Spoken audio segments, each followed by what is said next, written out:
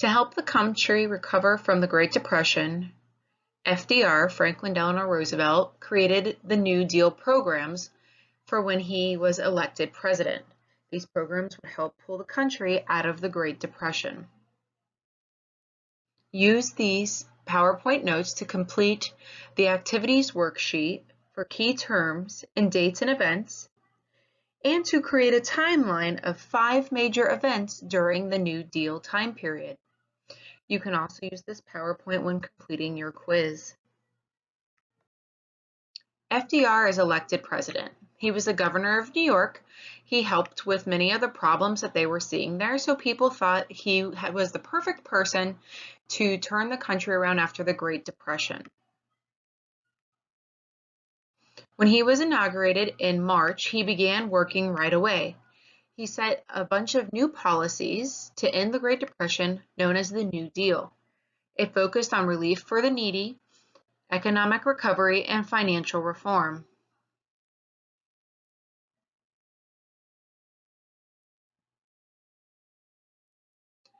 His first area was banking and finance reform. People had lost everything with the stock market crash in 1929. He now created laws or acts to help regulate banks. He had to work to restore the people's faith in the banking system. He did this through fireside chats, which is where he talked on the radio, keeping Americans informed about what was going on and trying to reassure them about the changes taking place. It made it where Americans were more involved and better understood the policies taking action. One of the major changes was the Federal Deposit Insurance Corporation, or the FDIC. You can still see this sticker on the outside of banks today. It insures your money so that if something was to happen, that you would still have that money in place.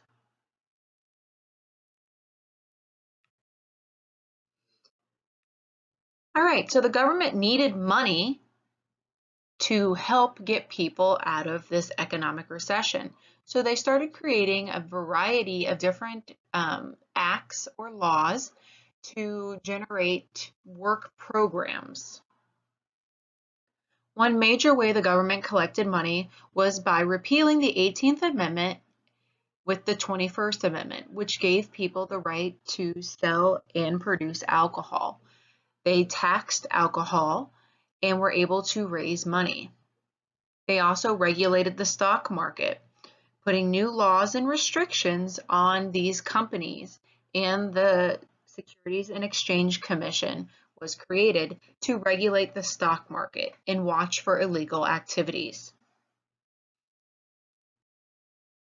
Okay, farms were hit very hard by the Depression, as we know. He created the Agricultural Adjustment Act, which controlled the supply of 7 farm products.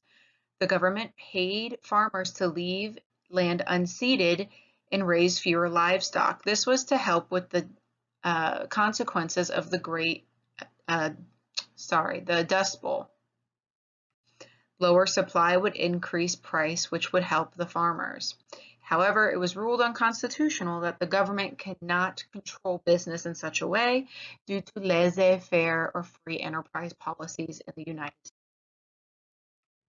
States. Tennessee Valley Authority was very important for getting jobs and electricity to people in this area. The Tennessee River Basin covers 7 states. There was lots of flooding and very few had electricity, so they're going to use that to their advantage. They built dams.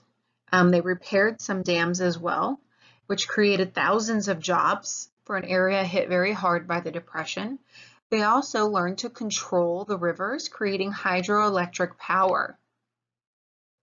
This helped greatly with industrial and agricultural development in the basin or the drained area of the river. Employment programs, the Civilian Conservation Corps, the CCC, still in existence today, helped men and women get work. They built roads, they developed parks, they planted trees, which was twofold by giving people jobs and helping with the erosion, which was the reason we had the Dust Bowl.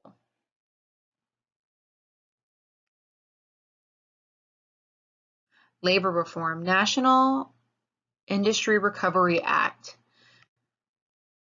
So this created fair competition and reduced unemployment. It helped to start regulating businesses and business owners. It prevented them from cutting wages, falling prices, and job loss. It even ended child labor in the textile industry. Again, it was ruled unconstitutional. Public Works Administration provided money to states to create jobs and build community buildings such as schools, government, courthouses, municipal buildings where people run the jobs that maintain a city and or state's function. The Civil Works Administration was created by the Federal Emergency Relief, provided 4 million jobs immediately. Again, building roads, schools, and paying teachers in rural areas where their finances weren't available to do these things. It gave money to the states to provide food and clothing for the unemployed, elderly, and sick. Housing. So remember, many people were evicted or removed from their homes and living in shanty towns or Hoovervilles. So Homeowners Loan Corporation gave government loans to homeowners who faced foreclosure. The National Housing Act helped regulate rentals and property. By the end of the 100 days, America had renewed confidence in their country. FDR, however, had to agree to deficit spending, which means spending more money than the government has available. He felt it was necessary to help the American people overall. Many people were not happy, even though it was helping some, they didn't think it was doing enough. Critics of the New Deal, there were many. They all had different views, what he was doing right, what he was doing wrong. There wasn't enough help for the poor. There was too much help for the poor. Sounds very similar to the things that we're going through still today in the United States.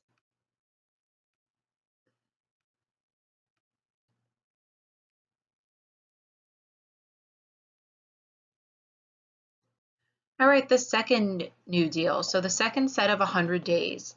His plan was to solve more problems. More relief to farmers and workers. FDR's wife, Eleanor Roosevelt, urged him to fight for the American people. So the focus is shifting from business to the actual people. Now that businesses are up and running and there's some regulation, now the second fold is to help the actual people. Eleanor was known to be a humanitarian. She did a lot of work with children, women, and minority groups.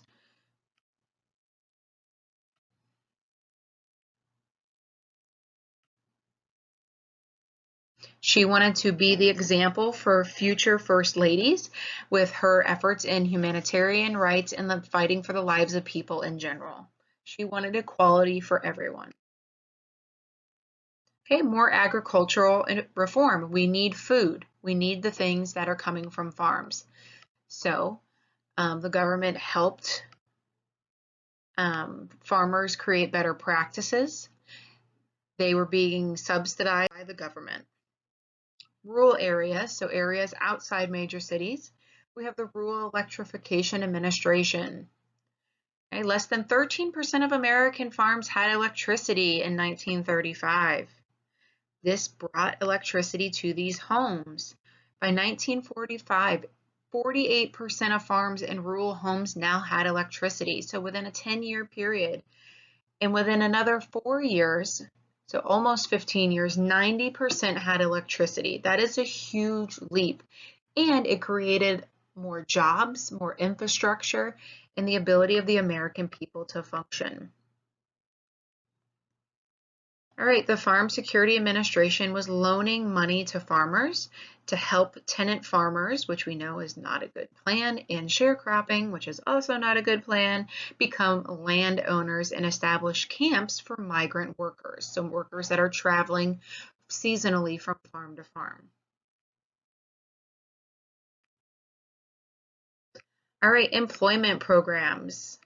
So a lot of the employment programs from this time period help shape the employment programs we have today. So the Workers' Progress Administration helped get 8 million people jobs. Most were unskilled laborers. So unskilled laborers means they don't have a set of skills, like they can't be a masonry working with brick. They aren't a welder. They don't have iron works skills, plumbing, electricians, stuff like that. However, they were able to get them jobs as day laborers, working on a variety of different things that you can see here. Eleanor Roosevelt made sure women, minorities, and young people were also hired under this program.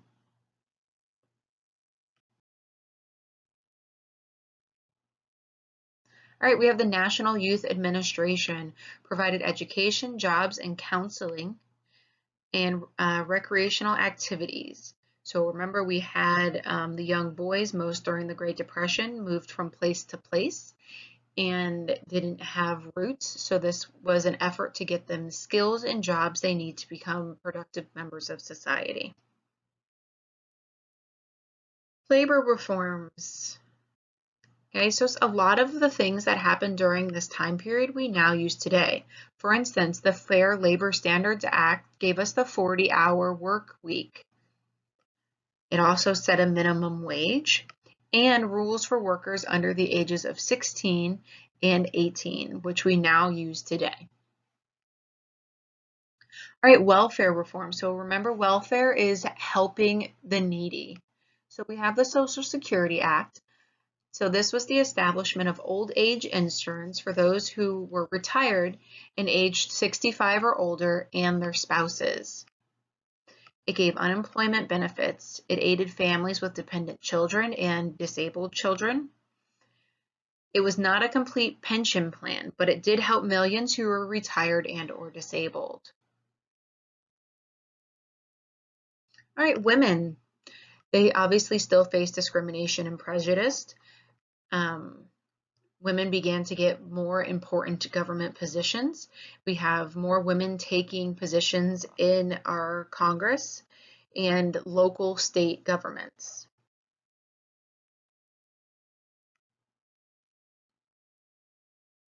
FDR, of course, also wanted the women voters to support him, so he made sure that they were getting these equal rights. Many men believed working women took jobs away from other men. This created a lot of tension and stress at the time. In 1936, 82% of Americans said a wife should not work if her husband has a job. 82% of Americans questioned. Of course, they weren't treated equal at this time either. Their wages were usually lower and women were not often offered the position. African Americans still faced prejudice and discrimination as well. However, 100 African Americans were appointed to various government positions within the federal and state governments. We see an increase in the amount of African Americans. Mary Lloyd Bethune, was the head of the Division of Negro Affairs of the NYA. We actually have a college here in Florida that is partially named for her. Bethune-Cookman is located on the east coast of Florida. She was very good friends with Eleanor Roosevelt, and she made sure that she provided training and educational benefits to minority students. And she created a cabinet or a group of people that would discuss affairs and problems with FDR.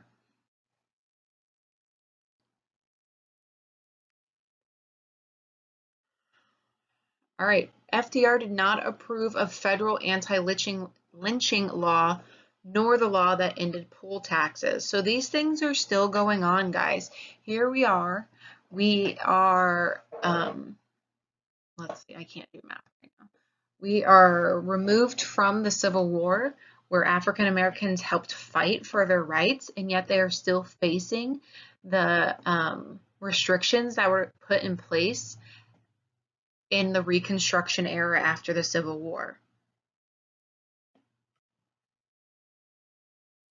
Okay, so more African Americans start to organize, they fight for their rights, they have increased jobs.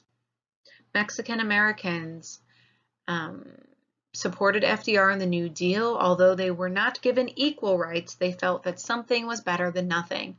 Many had immigrated to the United States during the 1920s. Most worked on farms. Farm wages at the time were 9 cents an hour. 9 cents. Some tried to unionize, but were met with violence from employers and government authorities. Many of the programs did not benefit Mexican Americans because they did not have permanent addresses or citizenship. Native Americans, they also received support from the New Deal. With this, they got full citizenship by law. We now have a Commission on Indian Affairs that changed many of the policies towards Native Americans. Their reservation, or the land that they were forced to move to, is now under tribal ownership. So a group of people based on that tribe would make decisions for the whole reservation. Native American children can attend schools on reservations, so they were not being forced to assimilate or become like white people that we saw in previous lessons. Tribes were also given permission to elect their own councils to govern on the reservations. There is, of course, still some resentment. There is no third New Deal, although FDR really wanted this to happen. Many believe the Great Depression was over and were not so accepting of all these new policies that he was enacting.